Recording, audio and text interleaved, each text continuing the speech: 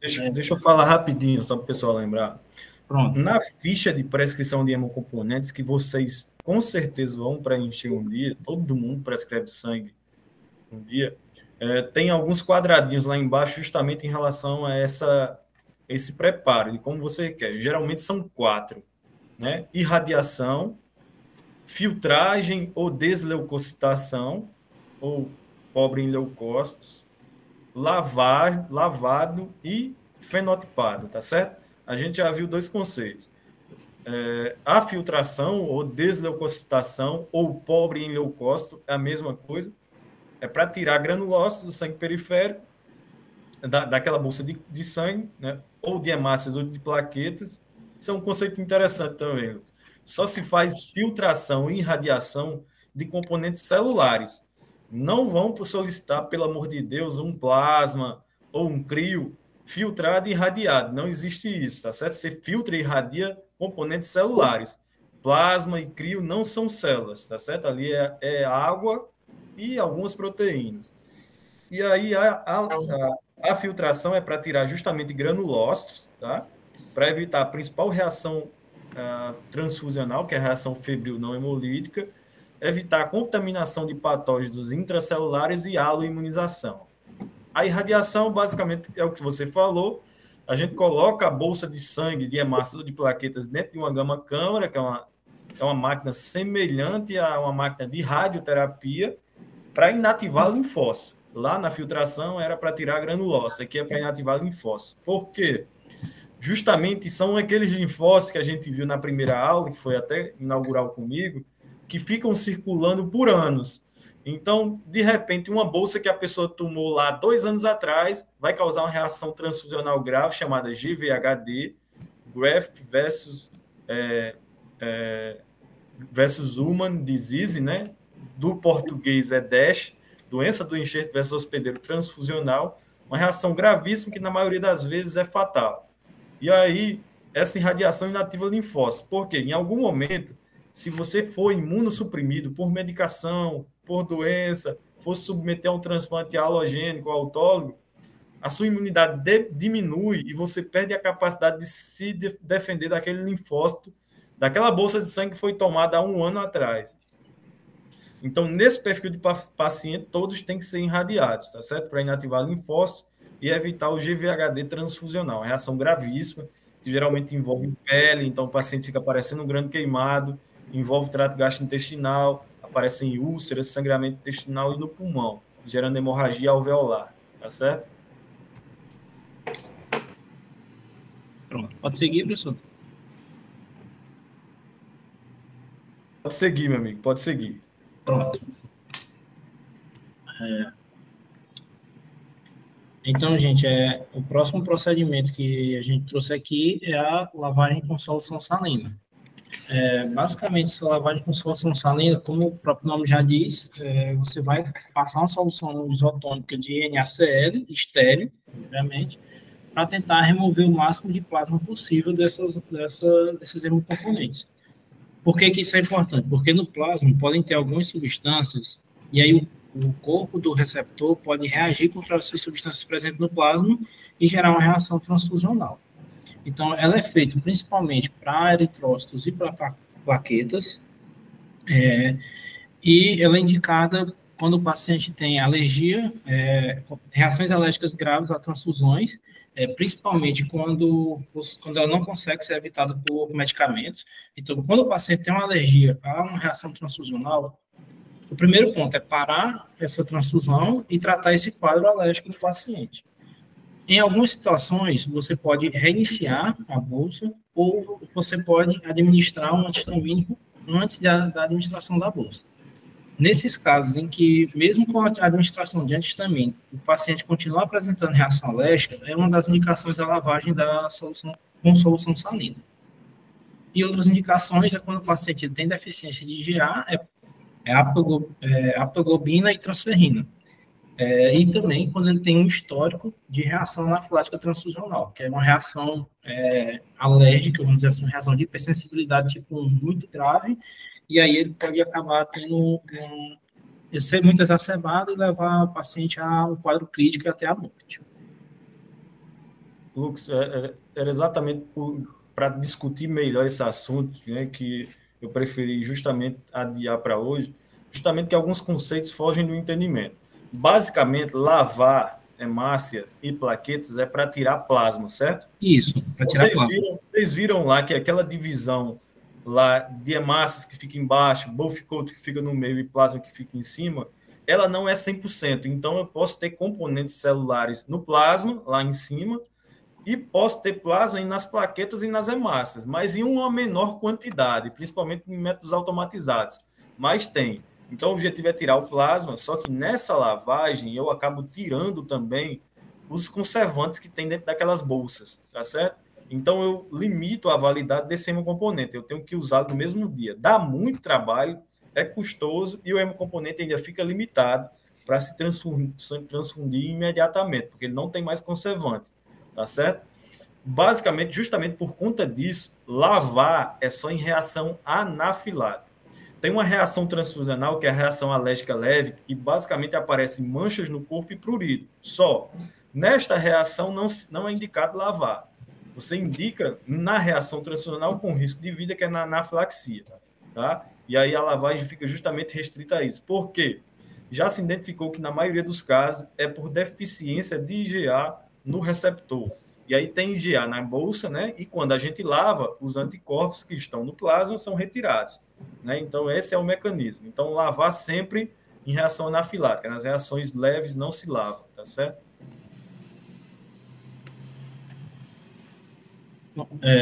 Outro método que a gente pode fazer é o aquecimento de hemocomponentes. E basicamente, é como o nome diz, né? Então, a gente vai pegar esse componente e aquecer ele.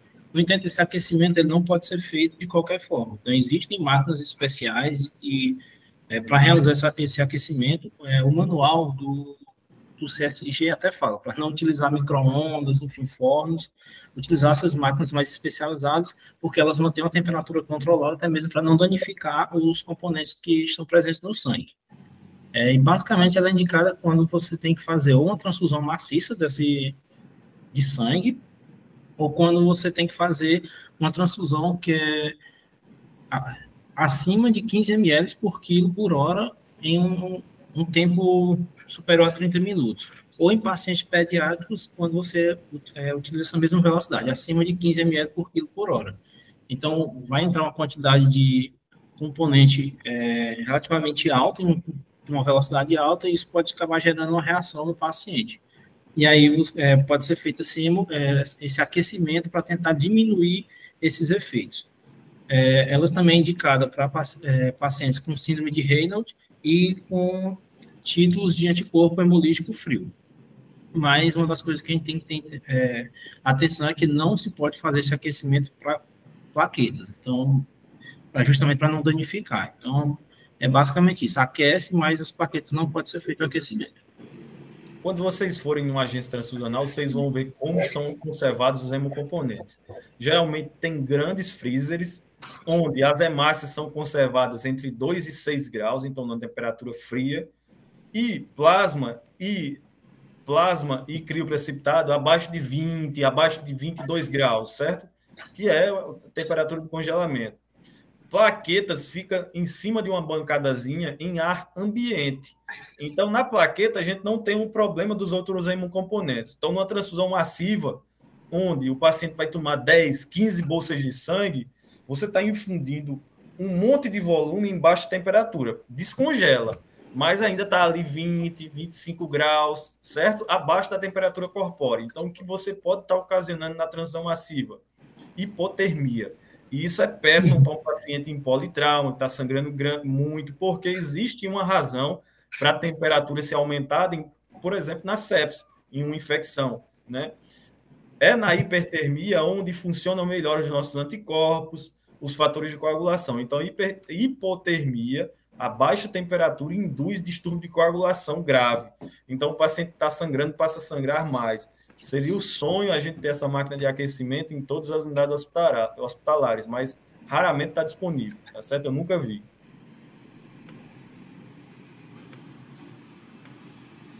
Bom, gente, agora a gente vai entrar um pouquinho nas reações transfuncionais. Então, a gente viu toda a parte do processamento viu algumas etapas especiais que podem ser feitas, mas mesmo assim, com todo esse controle, ainda pode acontecer que alguns pacientes tenham algumas reações transfusionais.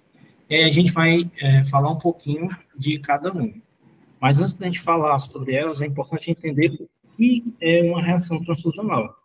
E, basicamente, o Ministério da Saúde traz que uma reação transfusional é toda e qualquer intercorrência que ocorre em consequência de uma transfusão sanguínea.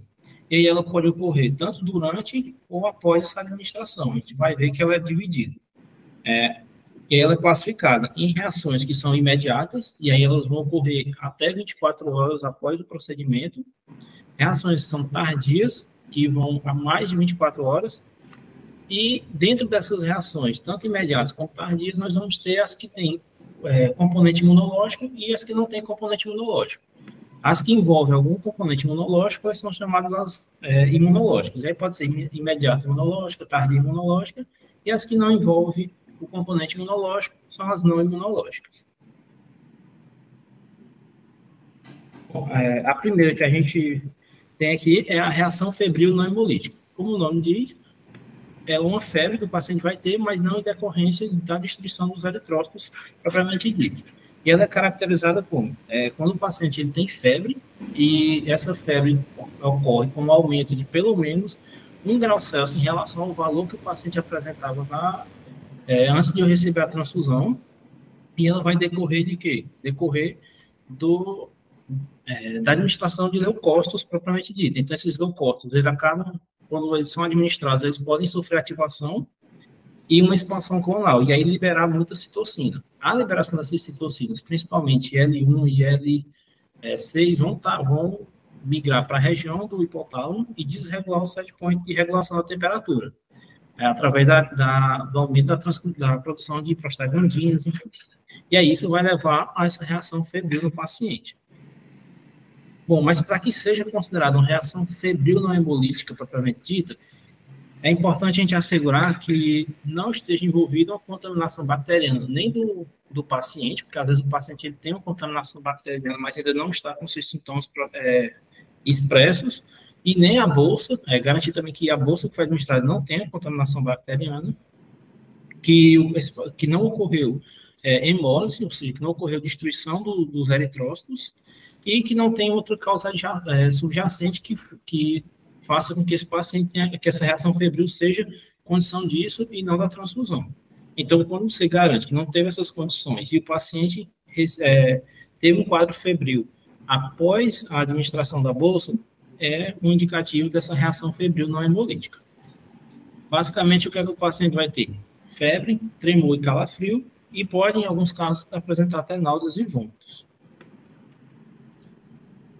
Bom, em caso de uma reação febril não hemolítica, o que é que se deve fazer? Primeiro, suspender a transfusão, isso se ocorrer durante o procedimento, né? Então, suspende a transfusão, mantém os acessos venosos, porque pode ser preciso fazer a administração de substâncias, até administração de soro, e faz a administração de antitérmicos, principalmente paracetamol, 700 mg, 750 mg, ou adipirona, 500 ou 1.000 mg. E também, em caso desse paciente persistir com tremor muito intenso, tremor e calafrio, pode ser utilizada a meperidina, 2 ml por 8 ml. 2 ml da meperidina com 8 ml do diluente. E, além disso, deve ser feita coleta de amostras, tanto da bolsa, coleta de amostras pós-transfusional e dos equipos, justamente para que seja feita uma hemocultura, verificar se não tem presença de indicativo de alguma reação relacionada a bactérias ou algum outro micro-organismo. Também é importante repetir os testes pré-transfusionais para garantir que realmente estava tudo correto, que foi uma reação devido a essa ativação de leucócitos e liberação de citocinas. E, em caso de constatado realmente uma reação febril, uma das possibilidades de prevenir é a utilização de filtros. Para quê? Para reduzir a quantidade desses leucócitos presentes na amostra. E também você pode fazer a administração de antitérmico, juntamente, antes ou durante a administração da bolsa transfusional. Mas, geralmente, isso é feito quando o paciente ele apresenta pelo menos 2 episódios de reação febril não hemolítica em relação a uma transfusão sanguínea.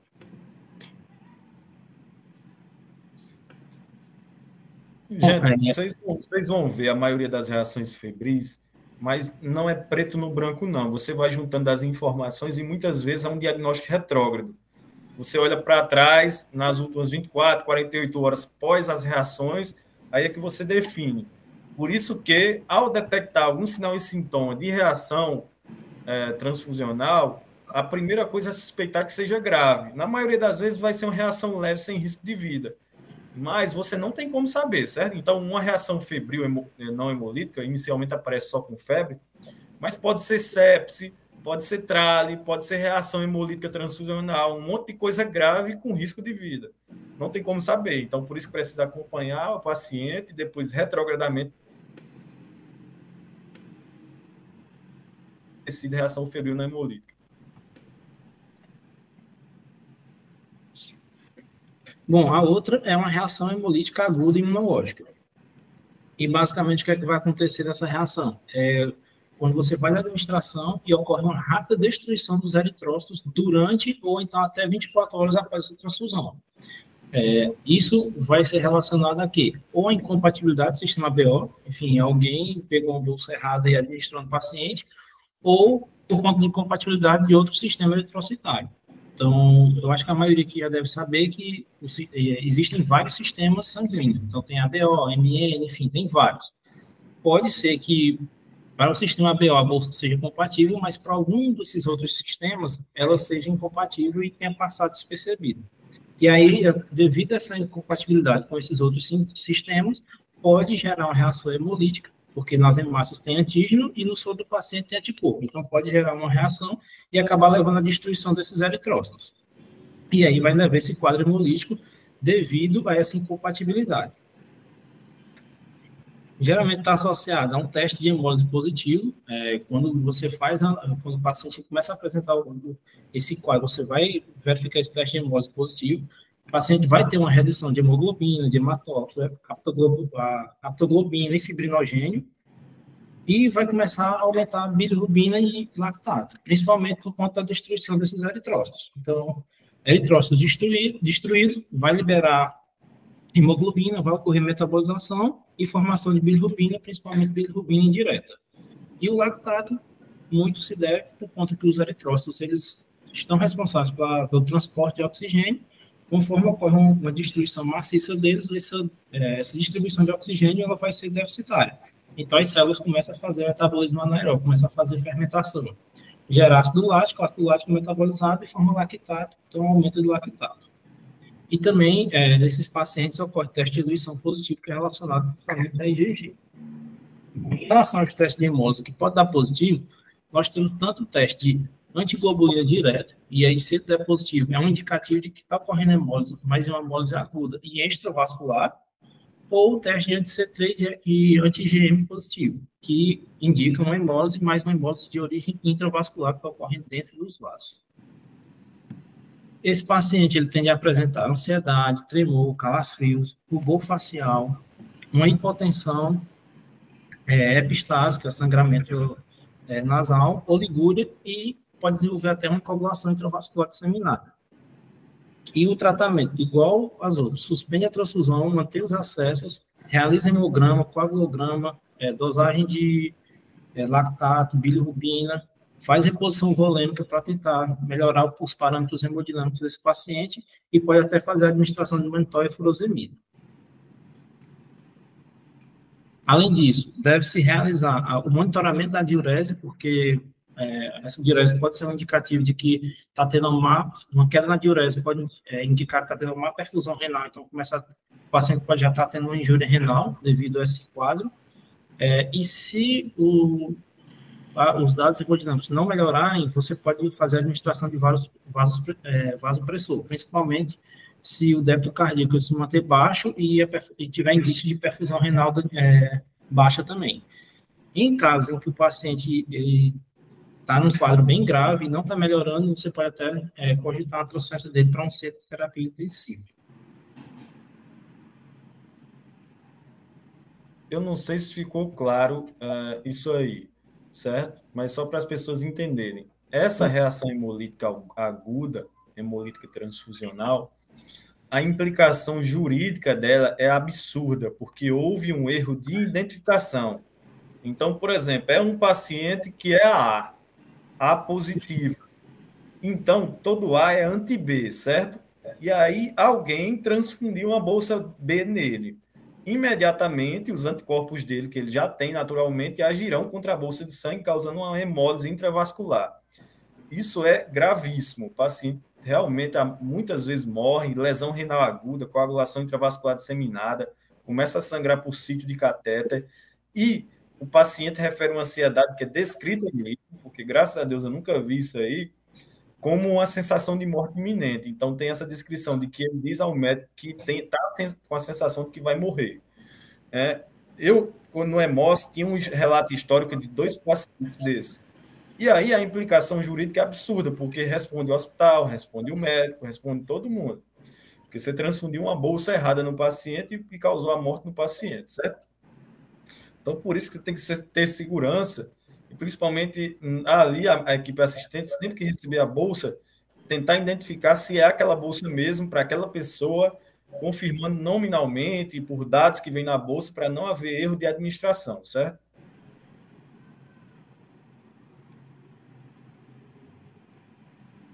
Bom, a outras são as reações alérgicas. E aí essas reações alérgicas, elas podem ser tanto leves, moderadas ou graves.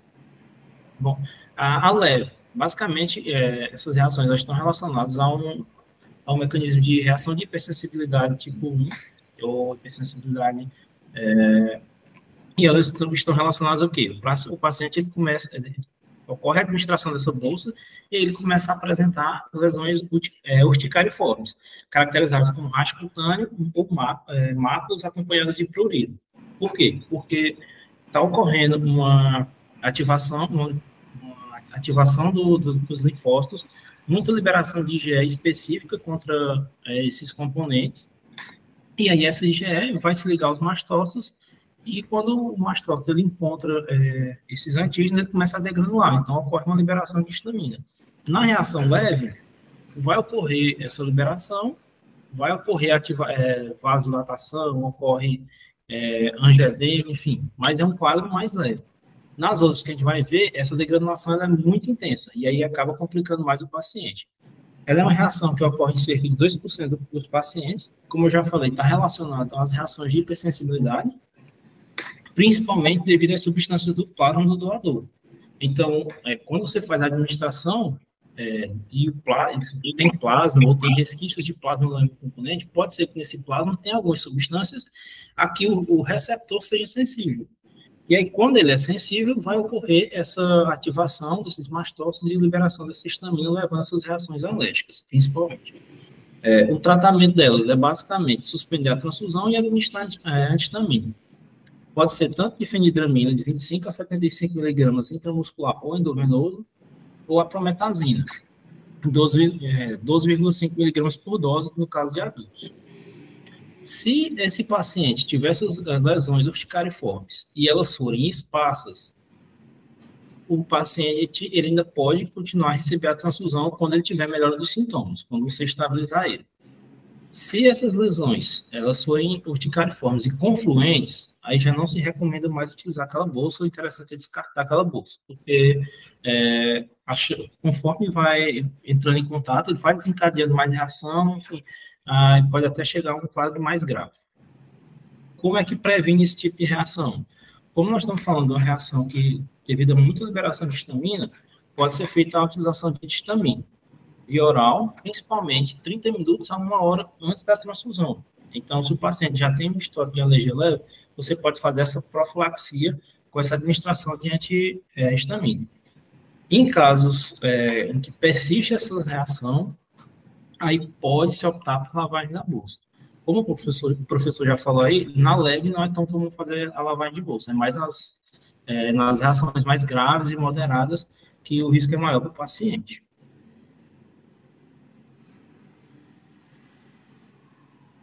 Bom, a reação alérgica moderada ou grave também é uma reação de hipersensibilidade imediata, reação tipo 1, e vai estar causada também pela exposição do receptor à substância contida do plasma doador. O mecanismo é basicamente o mesmo.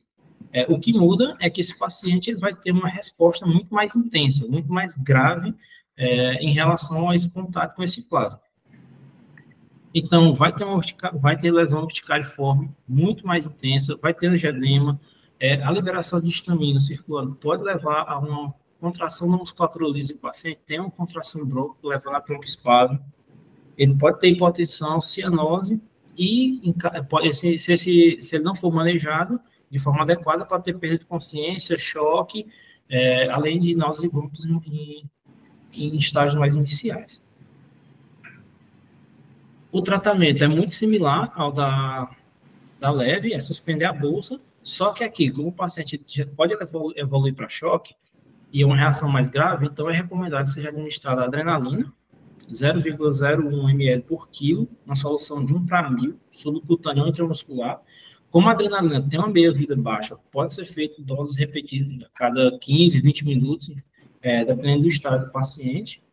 A administração de antihistamínicos, a difenidramina, igual na leve, é uma opção, de 25 a 75 miligramas, e pode ser associado a isso um corticóide, uma hidrocortisona. Não vai ser para um efeito rápido, de imediato, mas um efeito mais longo prazo, porque os corticóides também têm uma ação sobre a imunidade. A hidrocortisona, que ela é análogo do cortisol, ela acaba baixando um pouco a imunidade, então ela vai dar uma proteção mais prolongada, 500 miligramas em 2 minutos. Se mesmo assim o paciente precisar, pode fazer nebulização com beta-2 agonista ou fazer um suporte com O2, com oxigênio. Para prevenir essas reações, é igual a leve, pode fazer a administração de antihistamínico via oral de 30 minutos a 1 hora antes da transfusão. Aqui já tem um indicativo maior de lavar esses hemocomponentes, porque a reação é mais intensa. E você ainda pode fazer, além de lavar e administrar o antihistamínico, pode adicionar já, como uma forma de profilaxia, a hidrocortisona 1 hora antes da transfusão. Então, aqui já pode fazer as três medidas de proteção do paciente, para evitar essas reações, porque se não tiver cuidado, o paciente pode ir a óbito devido a essa reação alérgica. Bom, a outra é a trale. Bom, a trale é caracterizada principalmente porque o paciente vai apresentar um edema pulmonar após ele receber a transfusão sanguínea, mas é um edema que ele não tem origem cardiogênica. E aí pode ocorrer tanto durante a transfusão ou até 6 horas após essa transfusão. E é interessante que o paciente, para que seja dado um diagnóstico de trale ou suspeito de trale, é interessante que esse paciente não tenha uma evidência anterior de lesão pulmonar. Por quê? Porque aqui vai ter um comprometimento, vai ter um edema pulmonar. Se o paciente já tiver uma evidência anterior de lesão pulmonar, isso pode acabar confundindo e acabar dificultando o diagnóstico da trale. Então, ele vai apresentar um infiltrado pulmonar bilateral, a pressão de oxigênio dele vai cair, vai ficar abaixo de 90% em ar ambiente. A razão, FiO2 vai ficar abaixo de 300 miligramas por milímetros de mercúrio, 300 milímetros de mercúrio, e ele é causado por quê? Basicamente, quando o receptor ele tem anticorpos contra o HLA ou contra antígenos presentes nos neutrófilos do doador. E aí isso vai gerar uma reação imunológica e aí vai começar a ocorrer uma destruição desses componentes. Então, mesmo sendo uma transfusão de ser humano para ser humano, a gente tem antígenos diferentes e tem células sanguíneas, por exemplo, leucócitos, que eles passam por seleção positiva e seleção negativa por autoantígenos pessoais. Então, a administração de uma bolsa de sangue de outra pessoa pode fazer que tenham antígenos superficiais diferentes e fazer com que os leucócitos reconheçam aquilo como uma forma estranha e comecem a atacar eles. Então, tanto em relação ao HLA como antígenos superfícies neutrófilos. O que o paciente vai apresentar, basicamente? Insuficiência respiratória, hipotensão e o edema pulmonar bilateral. Geralmente, esses quadros vão aparecer até 6 horas após a transfusão. Aqui não tem muito o que fazer, tratar um tratamento de suporte, principalmente suporte ventilatório, e se o paciente começar a agravar muito, pode transferir para a UTI. E tem que ter um cuidado de fazer um diagnóstico diferencial também com o TAC, que a gente vai ver, acho que é a próxima, que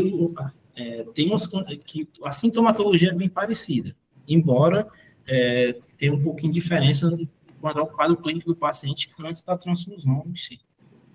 Cara, essa reação era a reação transfusional que mais matava nos Estados Unidos, certo? Então, pacientes que tomavam bolsa de sangue ou plaquetas, essa era a reação mais implicada em morte pós-transfusional. Depois da estratégia de mitigação da trale, passou a ser taco. Hoje em dia, a sobrecarga volêmica é a reação que mais mata, tá?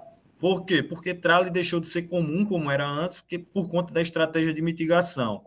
Então, se você começou a transfundir um paciente, ele desenvolveu dispneia, dessaturação, suspeito que possa ser trale, entre outras coisas. Pode ser outra coisa, pode ser uma anafilaxia, pode ser sobrecarga volêmica, mas pode ser trale, que é a mais grave.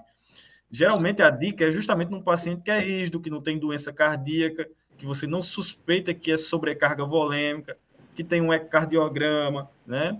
E aí, e principalmente, porque na TACO responde bem ao diurético, na trale não. Então, na dispneia pós-transfusional, você sempre vai fazer furosemida. Respondeu, deve ser TACO. Não respondeu, deve ser trale. Tem outras diferenças pontuais. Por exemplo, aqui o paciente pode ter normotensão ou hipotensão. Na TACO é hipertensão. Aqui pode ter febre. Qual foi a estratégia de mitigação? Se a fisiopatologia envolvida são de anticorpos anti-HLA, né, quem é que está mais susceptível a desenvolver anticorpos anti-HLA? Primeiro, o mais óbvio, quem já tomou sangue. Então, quem tomou sangue não pode mais doar. Segundo, com certeza, quem já das mulheres aqui que já foram mães, com certeza algumas terão anticorpos anti-HLA, porque a principal causa na população geral de anticorpos anti-HLA é gestação. Então, você está expondo a mulher ao HLA do bebê, que muitas vezes não é compatível 100%. Então, desenvolve anticorpos anti-HLA. O que acontece? Anticorpo anti-HLA em mulher em idade fértil é muito comum.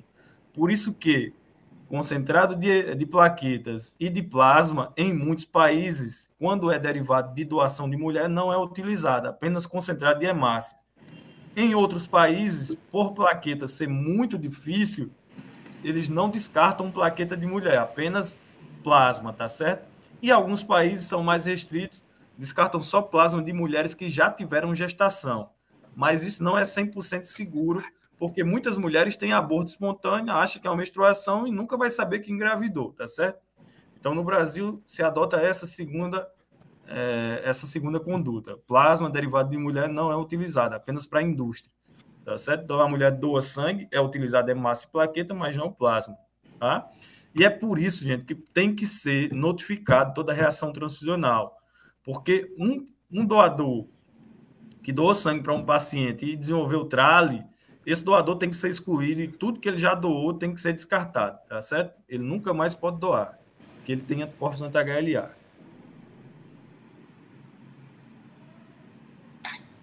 Bom, a outra é a TACO, né? Que pode ser confundida com a trale em alguns momentos. Bom, a TACO, ela é basicamente uma reação que ela está relacionada à infusão rápida dos hemocomponentes e ela ocorre principalmente em pacientes cardiopatas ou com problema de comprometimento pulmonar.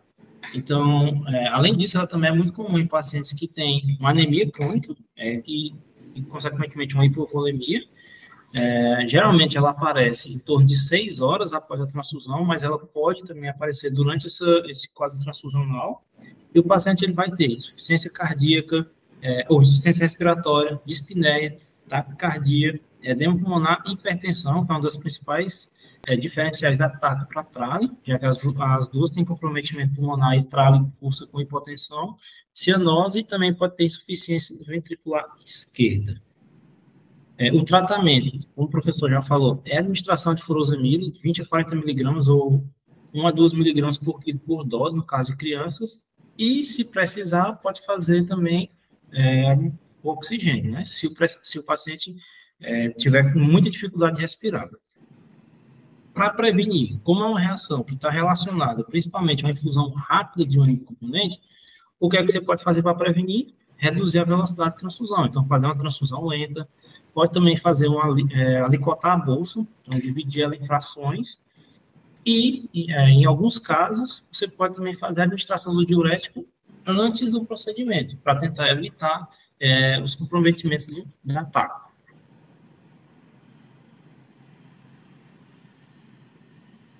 Bom, outro tipo de reação transfusional é por contaminação bacteriana. E aqui, como é que isso ocorre? Principalmente quando ocorre presença de micro-organismos no componente ou em outro componente da mesma bolsa. Então, por algum motivo, houve alguma falha nos processos de manipulação dessas bolsas e ocorreu contaminação bacteriana. Ou então, o paciente já tinha uma contaminação, não foi identificada, ele não apresentava sintomas clínicos e o hemocentro recebeu essa bolsa, não detectou a presença desse micro-organismo e ela foi utilizada. E aí, quando tem essa utilização e tem a contaminação bacteriana, o paciente recebe está sujeito a sofrer até um quadro de choque séptico por conta dos micro-organismos presentes. Basicamente, o que o paciente vai ter? Febre, mais de 40 graus, tremores, hipotensão e pode evoluir até para um choque. Geralmente, ela está relacionada muito mais à transfusão de plaquetas e é preciso que a gente tenha uma segurança que essa contaminação bacteriana não era uma contaminação prévia do paciente. Muitas vezes o paciente até tem uma contaminação prévia, mas ele não está manifestando sintomas. Então, a contaminação, ela é de um quadro prévio do paciente ou pode ser também por um componente. Então, tem que fazer essa diferenciação, tem que estar muito atento. É um quadro que é difícil de detectar, porque você tem que fazer essa distinção se foi do paciente ou se era realmente do hemocomponente. O tratamento, como nós estamos falando de uma contaminação bacteriana, é antibiótico, e aí o antibiótico vai ser o que tiver preconizado no protocolo do estabelecimento, e se o paciente precisar, pode ser encaminhado para a UTI. O que é que tem que ser feito? Coleta de amostra pós-transfusional, de equipe, de bolsa do paciente, e encaminhar para fazer uma hemocultura, para verificar realmente se trata da contaminação e qual a possível origem dessa contaminação. E também pode fazer exames complementares para fazer o monitoramento desse paciente.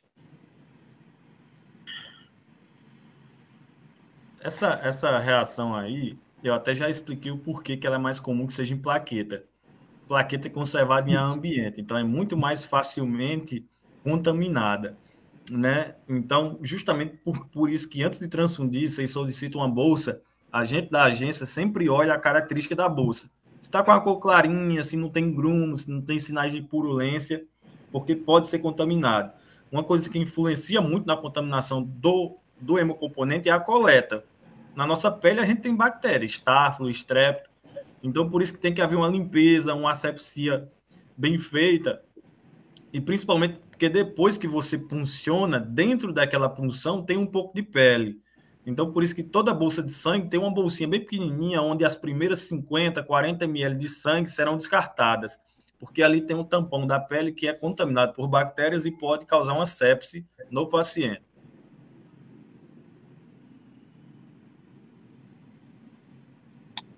A outra reação é a RANI, ou reação hemolítica não imune. E basicamente o que é uma RANI? É quando você faz a administração da bolsa e o paciente ele apresenta hemólise com ou sem sintomas clínicos significativos. E aí é causado principalmente por causas não imunológicas. E ocorre, você vai detectar o quê? Presença de hemoglobina livre no plasma ou na urina.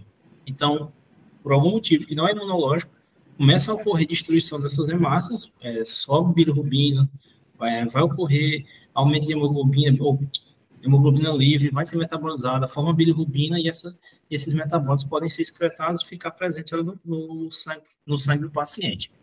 Basicamente, por que ocorre? Em boa parte das vezes, segundo o manual do Ministério, é por conta de temperatura inadequada da bolsa. Ou durante o processo de acondicionamento, ou durante o transporte, enfim, ela pode ser submetida a uma temperatura de conservação inadequada, isso pode ter alterado os componentes e levar a uma RANI. Também pode ser causada por uso de equipamentos de aquecimento inadequado, ou uso de bomba infusora, um paciente com circulação extracorpórea, utilização de bomba pressórica ou infusão de substância na bolsa que não foram soro. Aqui, por exemplo, no caso de uma lavagem, como eu já disse, a lavagem ela tem que ser feita com soro estéreo e, por algum motivo, usaram uma substância que não era soro e quando você lava, fica resquício da substância no hemocomponente. Então, se você lavou e é uma substância que não era o soro, essa substância ela pode sensibilizar ou pode acabar destruindo essas hemácias na própria bolsa. O que é que o paciente apresenta? Icterícia leve, principalmente porque ocorre essa destruição, ocorre aumento de bilirrubina indireta, pode ser leve ou moderada, e vai ocorrer que o paciente não vai ter um aproveitamento transfusional. Por quê? Porque você fez a administração e essas hemácias começam a ser destruídas. Então, não vai ser aproveitado, não vai ter esse benefício que a gente esperava com a transfusão. O tratamento é de suporte, então, se o paciente precisar de suporte ventilatório, vai ser feito ou suporte circulatório. E ela é prevenida seguindo as boas práticas em hemoterapia. Então, é uma conservação adequada dos hemocomponentes, fazer a administração adequada. Se for fazer lavagem ou aquecimento, fazer um aquecimento e lavagem de forma adequada, de acordo com preconizam os manuais. E é isso, gente. Legal, legal. Ei, quem fez esses slides, hein? Gostei demais desse layout. Vocês são muito bons nisso aí. Foi eu mais a Sabrina. Muito bom. Deixa eu abrir só aqui, a cereja do bolo, uma coisa que eu achei interessante, que nem tem muita... Até tem. Cancela o seu compartilhamento aí, Luiz. Pronto. Até tem, mas... Deixa eu abrir aqui. Tá vendo aí, vocês? Estão vendo? Sim, tá dando para ver. Cara, isso aqui serve para a vida, porque quando a gente fala de anafilaxia, 90% dos médicos não sabem o que é anafilaxia, certo? E eu me incluo nisso aí. Até o meu primeiro ano de residência médica, eu não sabia o que era anafilaxia. Então, chegava um paciente com alergia em pronto-socorro, e hoje, inclusive, retrogradamente, eu vejo que eu já peguei anafilaxia e tratei como alergia leve. Meu irmão já teve anafilaxia, eu achei que era alergia leve, inclusive. Quando a gente fala de anafilaxia, a gente está falando de uma reação alérgica que envolve basicamente dois sistemas. Mas, geralmente, o médico generalista e o médico desavisado fica esperando edema de glote, aquele estridor, para dizer que o paciente está tendo uma anafilaxia, e não é. Os critérios de anafilaxia envolvem dois sistemas. Então, se o paciente tem uma reação alérgica que envolveu dois sistemas corpóreos, ele já é definido como anafilaxia e precisa de epinefrina urgente, tá certo? Então, eu vou falar de uma reação que o meu irmão teve após ingesta de camarão. Ele teve exantema, náusea e vômito. Só. Não foi uma reação que envolveu risco eminente de vida, mas foi uma reação anafilática, que envolveu dois componentes, pele e trato gastrointestinal. E aí, o guideline, né, a diretriz, traz justamente isso, ó. Geralmente vai ter pele e mucosa. Então, apareceu edema de mucosa, um edema do olho, um edema da boca e exantema associado a um comprometimento respiratório, que geralmente vem associado a estridor, sibilância, que é o broncoespasmo, ou pressão reduzida é a anafilaxia. Então, veja sempre a pressão do paciente. Né? Nos critérios 2, ele também envolve sintoma gastrointestinal. Então, por exemplo, dor abdominal e vômito. Então, é só um exantema. O paciente está com muita dor abdominal e vômito, anafilaxia. É só um exantema e a pressão está baixa, anafilaxia. É só um exantema e tem dispneia e broncoespasmo, é anafilaxia. Não espere aquele quadro clássico de edema de glote, que também é um quadro respiratório, associado a exantema, é a anafilaxia. Então, geralmente, isso aqui é muito raro acontecer em reação transfusional, mas é muito mais comum após a exposição de medicações e alimentos, tá certo? Com certeza vocês vão pegar a anafilaxia e agora vão saber melhor o que é anafilaxia e como tratar. Que a maioria nem sabe identificar e trata mal, porque faz corticoide, antihistamínico, e um monte de estudo já mostrou que se você adiar ou não fizer a epinefrina, você aumenta a mortalidade do paciente. Tranquilo, pessoal? Sim. Eu acho que é isso. Ingrid, em relação a essa questão da vacinação, eu falei com o Wilson